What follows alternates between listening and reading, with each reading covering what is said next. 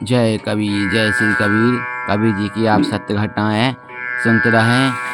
इस बार कबीर जी को 21वीं बार तोप के सामने प्रयास मरवाने का, तो आप विस्तार से कबीर जी की कथा सुनते रहें, कमेंट में भी लिखते रहें, चैनल को सब्सक्राइब करें और ध्यान से कथा सुने कबीर जी की। भोले भाले लोगों को भ्रम में डाल समाज को लूट लूट कर खाने वालों की गिनती बढ़ती जा रही थी।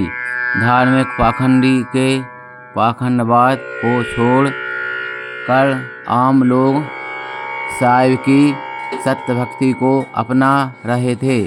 इसलिए साहिब को अपने रास्ते से हटाने के लिए पाखंडी रोज रोज नए नए षड्यंत्र करते जा रहे थे। शेख फकी जितनी साहिब की कसौटियाँ लेता था, उतनी ही साहिब की विख्याति बढ़ती जा रही थी। भक्त लोग पाखंड से छूटकर साहिब की शरण में तेजी से आने लगे। ऐसे में एक दिन शेख फकी ने षड्यंत्र रचा कि साहिब को तोप से उड़ा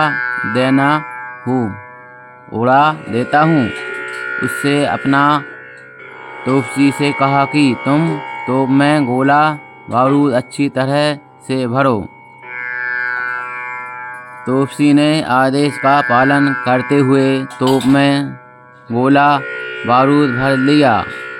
अब शेख फकी ने साहिब से कहा कि आप इस तोप के सामने खड़े हो जाओ। साहिब बिना किसी झक के तोप के सामने खड़े हो गए। फकी ने फौरन अपने गोमती को तोप चलाने का हुक्म दिया। गोमती तोप चला था, पर तोप से कुछ नहीं निकला था, क्योंकि तोप में भरा गोला बारूद ने पानी का रूप धारण कर लिया था। इसलिए तोप में भरा पानी आग नहीं पकड़ रहा था। साहिब तोप के सामने खड़े खड़े मुस्कुरा रहे थे। अब तक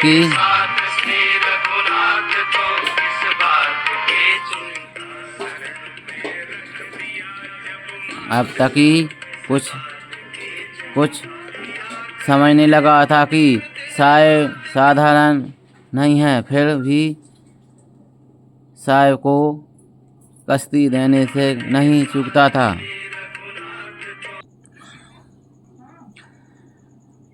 तोप से उड़ाए साहिब को पीर ऐसी युक्ति बनाई, खड़ा किया तोप के आगे गोला बारूद को आग लगाई।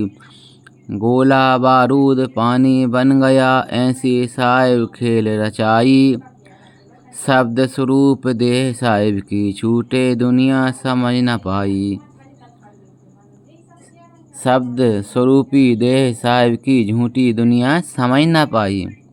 तो आप भक्तों से मेरा बार बार निवेदन है, कबीर जी प्रहलाद जी के अंश अवतार थे, तो कथाएं सुनते रहे। ऐसी अभी बहुत कथा है, कमेंट में लिखें कैसे सखी साहिब जी को मरवाने की कोशिश कर रहा है। बाबनदान की सत्य घटना है, तो हर दिन आपके पास एक वीडियो पहुंच जाएगा। सभी भक्तों को राधे राधे, जय श्री कृष्ण।